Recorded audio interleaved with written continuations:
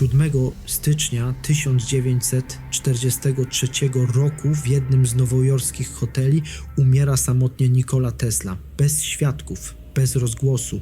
Kilka godzin później do jego pokoju wchodzą federalni urzędnicy, nie po to, by oddać mu hołd, ale by zabezpieczyć wszystko, co po sobie zostawił. Dlaczego rząd USA bał się notatek starego wynalazcy? Po śmierci Nikola Tesla amerykańskie władze federalne przejęły jego notatki nie dlatego, że znaleziono w nich gotową superbroń, lecz z powodu realnego strachu i niepewności, jakie panowały w środku II wojny światowej. Tesla był cudzoziemcem, ekscentrycznym wynalazcą i jednocześnie człowiekiem, który publicznie przez lata twierdził, że pracuje nad technologiami mogącymi całkowicie zmienić oblicze wojny, w tym nad tzw. promieniem śmierci, czyli koncepcją bezkontaktowego rażenia celów na dużą odległość przy użyciu energii. W realiach globalnego konfliktu rząd USA nie mógł pozwolić sobie na ryzyko, że jakiekolwiek jego pomysły, nawet niedokończone, trafią w ręce obcych wywiadów lub zostaną wykorzystane w niekontrolowany sposób. Z tego powodu do sprawy zaangażowano Federal Bureau of Investigation oraz urząd zajmujący się mieniem cudzoziemców. Zabezpieczono cały dobytek Tesli pozostawiony w hotelowym pokoju, tysiące stron notatek, szkice urządzeń, korespondencje oraz opisy projektów, nad którymi pracował w ostatnich latach życia. Dokumenty te zostały dokładnie przeanalizowane przez rządowych ekspertów i fizyków. Ich wnioski były dość jednoznaczne. Notatki nie zawierały kompletnej, działającej technologii militarnej, ani gotowych rozwiązań możliwych do natychmiastowego wykorzystania. W dużej mierze były to koncepcje teoretyczne, luźne szkice, pomysły bez pełnych obliczeń i projektów inżynieryjnych. Jednocześnie jednak materiały Tesli zawierały idee uznane za zbyt nieprzewidywalne i potencjalnie niebezpieczne, by w czasie wojny zostały upublicznione. Właśnie ta niejednoznaczność była kluczowa. Rząd nie miał pewności, że Tesla nie był bliski przełomowych odkryć, ale też nie mógł tego jednoznacznie potwierdzić. W takiej sytuacji jedyną rozsądną decyzją było przejęcie dokumentów, ich utajnienie i odsunięcie tematu od opinii publicznej. To dlatego notatki Tesli stały się źródłem wieloletnich spekulacji i teorii spiskowych. Nie dlatego, że ukrywały gotową broń zdolną zniszczyć świat, lecz dlatego, że nikt nie był w stanie z całą pewnością stwierdzić, jak daleko sięgał jego geniusz. FBI przejęło je więc nie z powodu tego, co w nich znaleziono, ale z powodu tego, czego nie dało się całkowicie wykluczyć. Oczywiście to jest oficjalne stanowisko, a czy ma ono coś wspólnego z rzeczywistością? Już niejednokrotnie teorie spiskowe okazywały się być prawdziwe, a wieloletnie podważanie ich skutecznie odciągało ludzi od prawdy. Więc nad czym tak naprawdę pracował Tesla i czego bali się Amerykanie? Dopóki nie zostaną odtajnione jego notatki, nigdy się tego nie dowiemy, komu może zależeć na ich ukrywaniu. Nie wiem, choć się domyślam, ale to nie koniec na dziś wydarzeń kryminalnych oraz naukowych, które miały miejsce 6 stycznia. 2015 rok przyniósł dramatyczne wydarzenia w Paryżu, związane z redakcją satyrycznego pisma Charlie Hebdo, które stało się symbolem starcia wolności słowa z fanatyzmem ideologicznym. Tego dnia uzbrojeni napastnicy wtargnęli do siedziby redakcji, doprowadzając do śmierci dziennikarzy, rysowników i policjantów, co wstrząsnęło Francją oraz światem. Reakcja władz była natychmiastowa, wprowadzono najwyższy poziom alarmu, rozpoczęto obławę, a służby bezpieczeństwa analizowały każdy trop prowadzący do sprawców. Społeczeństwo odpowiedziało masowymi manifestacjami solidarności, a hasło „Jestem Charlie” obiegło glob. Wydarzenie zapoczątkowało długotrwałą debatę o granicach satyry, bezpieczeństwie mediów oraz integracji społecznej.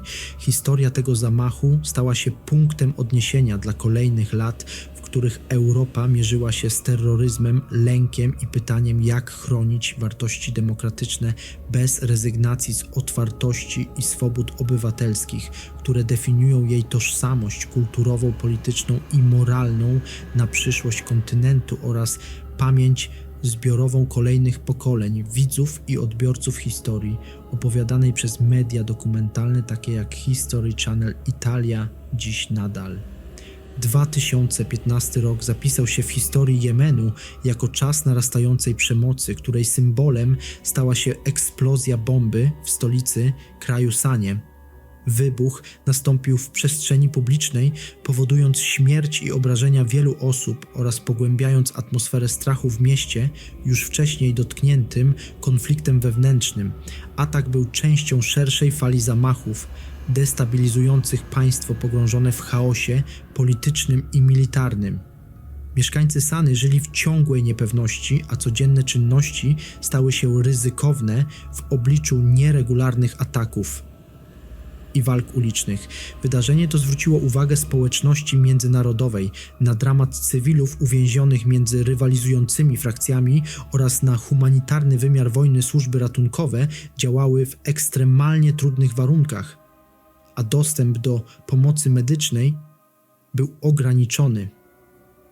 Eksplozja bomby stała się jednym z wielu tragicznych punktów odniesienia, pokazujących, jak konflikt niszczy struktury państwa, społeczeństwo oraz poczucie bezpieczeństwa zwykłych ludzi na długie lata, pozostawiając traumę, pamięć i niezaleczone rany w zbiorowej świadomości regionu oraz świata obserwującego te wydarzenia z dystansu medialnego i politycznego.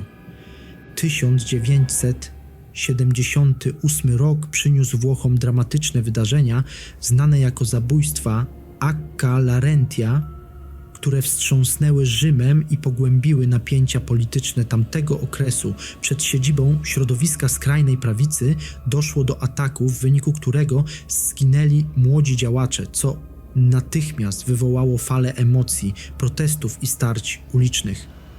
Wydarzenie stało się symbolem lat ołowiu czasu naznaczonego przemocą ideologiczną, radykalizacją oraz spiralą odwetu pomiędzy skrajnymi ugrupowaniami.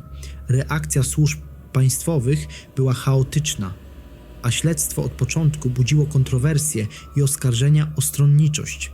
Społeczeństwo obserwowało, jak polityczny konflikt przenika codzienne życie, prowadząc do strachu i polaryzacji. Zabójstwa Acca Larentia zapisały się w pamięci zbiorowej jako moment, w którym ulice Rzymu stały się areną walki symboli, idei i niewypowiedzianych lęków, a ich echo powracało w debatach publicznych przez kolejne dekady włoskiej historii politycznej, społecznej i medialnej.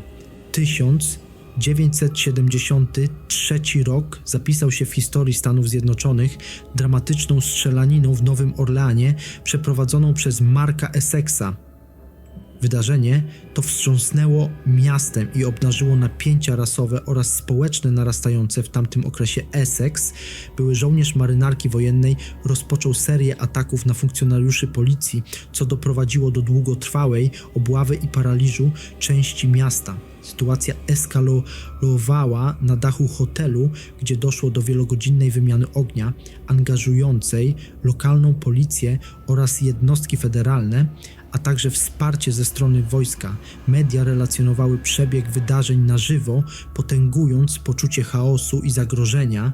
Strzelanina stała się symbolem epoki nieufności wobec instytucji państwowych oraz brutalnych konsekwencji nierozwiązanych problemów społecznych.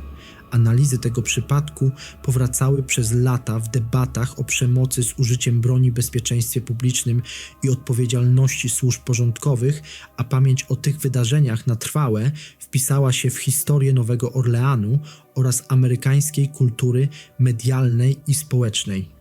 1610 rok stał się przełomem w historii nauki, kiedy Galileusz dokonał obserwacji, które na zawsze zmieniły sposób postrzegania wszechświata. Korzystając z udoskonalonego teleskopu, skierował on wzrok ku Jowiszowi i dostrzegł 4 poruszające się punkty świetlne, które nie były gwiazdami, lecz ciałami krążącymi wokół planety. Odkrycie To podważało obowiązujący od wieków pogląd, że wszystkie obiekty niebieskie krążą wyłącznie wokół Ziemi i dostarczało mocnych argumentów na rzecz heliocentrycznej wizji kosmosu. Galileusz skrupulatnie dokumentował zmiany położenia tych obiektów, pokazując, że poruszają się one w regularnych cyklach. Jego obserwacje spotkały się zarówno z zachwytem uczonych, jak i oporem ze strony autorytetów religijnych. Odkrycie księżyców Jowisza stało się symbolem narodzin nowoczesnej astronomii oraz triumfu empirycznego podejścia do badań nad naturą wszechświata i miejsca człowieka w jego strukturze naukowej, filozoficznej i kulturowej. Jeśli ten odcinek Was zainteresował, wróćcie do poprzedniego, w którym przyjrzeliśmy się mrocznej historii wampira z Zagłębia i pytaniom, które do dziś budzą niepokój, a już w następnym materiale zajmiemy się kolejną sprawą, w której fakty mieszają się z tajemnicą, a oficjalne wersje wydarzeń nie dają pełnych odpowiedzi. Zostańcie z nami do następnego.